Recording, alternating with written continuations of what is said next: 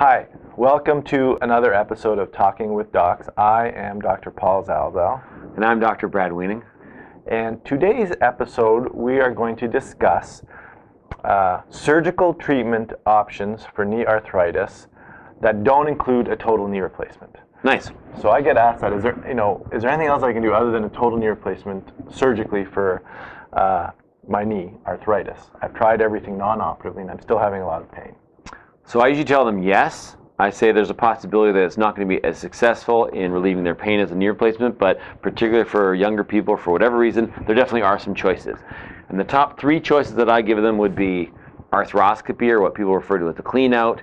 The second one is an osteotomy, either of your tibia or your femur, depending on what type of knee you have, or possibly a partial knee replacement. Yeah, I agree. Those are probably the three main surgical treatment options that are discussed, but not all of them work all the time for arthritis of the knee. Right. Let's tackle arthroscopy first. So someone comes into my office often, they'll say, well, I've got arthritis, my family doctor told me, or someone told me I should just get it cleaned out. Can you clean out arthritis? I hate that. Yeah, so that's very common. So I usually tell them no. Obviously, it depends on the severity of their arthritis, the timing of their symptoms, whether or not they have a new meniscal tear. But in general, I would say that cleaning out arthritis doesn't work. I think the problem is historically that was commonly done. People said, "Oh, I get my knee cleaned out every 5 years." They burr it up or whatever. I say that does not work. And we've learned that over time. We used to think it did, now it doesn't. There may be some very, very short-term benefits, but not that exceed the risk of the surgery itself. I agree. So and traditionally it was done very commonly, like maybe, 10 years ago or even less. People used to get their knee scoped for arthritis and might have got some temporary relief, but certainly the evidence we have available now tells us that is not going to provide any long-term pain relief. So arthroscopy for arthritis of the knee is generally not going to provide long-term pain relief. The only thing that I wanted to say, and you can look at our meniscal tear video, is that if you do have a new tear or a large tear of your meniscus that's causing mechanical symptoms, even if you have severe arthritis, there may be some benefit to the surgery, but it's not for the arthritis. Right. Okay, I would agree with that. So the other surgical procedures that you mentioned, the next one I think was high tibial osteotomy. What is an osteotomy? Okay, so basically an osteotomy is cutting the bone. So why would we cut a bone around a knee to make your knee feel better with arthritis? Well, it's a realignment procedure. So if you imagine if someone is very bow-legged, so their knee goes out, when they stand together, their knees don't touch each other. There's a big space between the two. They're quite bow-legged. They will put a lot of extra pressure on the inside of the knee, which happens to be one of the most common places to get knee arthritis, on the inside of the knee. So a high tibial osteotomy is a procedure where we cut the tibia and realign the leg here, so that when you stand, the weight goes through the outside of the knee rather than the inside. It's not a cure for arthritis. Actually, there's no real cure for arthritis, but it is a temporizing procedure where we can try and get you to start loading your knee where you don't have as much arthritis on the outside of the knee, so that you can put off the inevitable total knee replacement, maybe 10 years. That would be a success. Yeah, I tell my patients it's just like when your tires are out of alignment and part of it wears faster, or when your shoe wears differently because you either pronate or supinate. Normally, I tell people if you drop a plumb line from the center of your hip to the center of your ankle, it should go through the middle of your knee.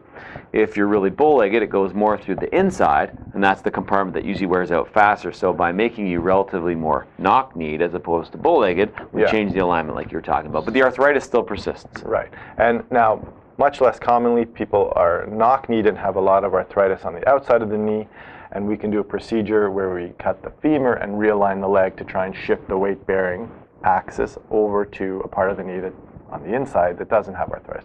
So an osteotomy is a realignment procedure to try and get you to start using part of your knee that doesn't have as much arthritis.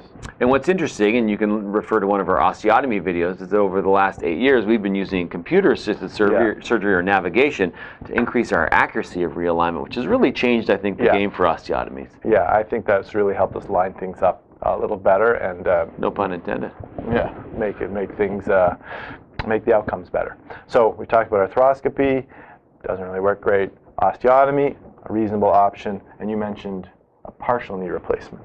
Yeah, and sorry, Paul, just quickly for the osteotomy before we go to the partial replacements, I think the people that benefit from our osteotomies are younger people, bigger people, or people that have really physical jobs. So when I see like a 40-year-old guy who's like an airplane mechanic and says, I can't have a knee replacement because I'm kneeling and squatting, the nice thing is that we actually don't do anything inside of the joint so that hopefully their motion is preserved and that they can get 8 or 10 or 12 years before they have to consider a knee replacement. Sure, it's not, there's no prosthesis in place, so there's really no limitations after. Yeah. You can do whatever you want on it. But we can go into a lot of detail in our osteotomy video. Yes. The other thing you mentioned was a partial knee replacement. So yeah, partial knee replacements are a term that's used when you don't replace the entire end of the femur or the end of a tibia that you do in a typical knee replacement. So partial knee replacements can either be on the inside or the outside, so the inside being a medial unicompartmental knee replacement and the outside being the lateral unicompartmental replacement. The principle being the same. You have either a cemented or uncemented component on the thigh bone and the shin bone separated by a piece of very hard plastic. Why would anyone choose this, Paul? Well, this is an example of one. And if you looked at our knee replacement video, we showed you an example of a total knee replacement. It's much larger, a much more invasive procedure because you're replacing a lot more bone. So someone might choose this option because it's less invasive than a total knee replacement. You can kind of think of it like, well, why did I replace parts of my knee that don't need to be replaced? The cartilage is still good on the outside. Why don't I just replace the inside? And when this wears out, all prostheses eventually wear out. The next step is generally a total knee replacement. Whereas when a total knee replacement wears out, the next step is a revision total knee replacement, which has bigger components. Right. So it's more bone preserving, it preserves more of your knee, and it too is a reasonable option. So someone's going to ask me, guaranteed, after they watch this video, is why doesn't everyone just get a partial replacement then? That's a good question. Seems like it makes sense. Yeah. Not everyone gets a partial knee replacement because it's not always the case where you only have arthritis in part of your knee. If you have arthritis in other areas of the knee, the partial knee replacement won't work. 1, 2, if you have some sort of inflammatory arthropathy, so rheumatoid arthritis or gouty arthritis or psoriatic arthritis, where there's a strong inflammation component, replacing part of the knee probably won't help. And surgeon preference. Some surgeons don't do a lot of partial knee replacements because the outcomes of the partial knee replacement are not as predictable or good as the outcome of a total knee replacement. Those are probably the top reasons, I think. And I think your last point's a good one, and that may be because people don't pick their patients properly because having only one compartment involved is so common. So we had talked before, just quickly, there are 3 main compartments, so the inside, the outside, and your patellofemoral compartment where your kneecap lives. So if there's any disease on the front or the outside, you can't just replace the inside and expect a reliable result. So I think those are really good points, Paul. I agree. So that's pretty well it.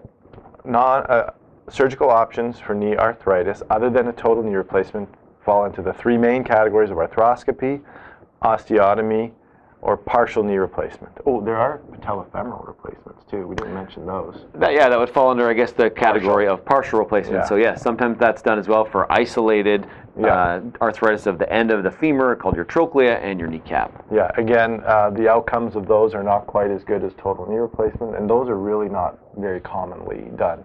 No. They just don't have as predictable an outcome. So if you want to get more information about total knee replacement, please look at our total knee replacement video, or if you want to get more information about how to treat your arthritis before you consider a surgical option, please look at our video on managing arthritis without If you surgery. if you have other topics you'd like us to discuss, you feel free to email us at talkingwithdocs@gmail.com. And remember, you are in charge of your own health. See you next time.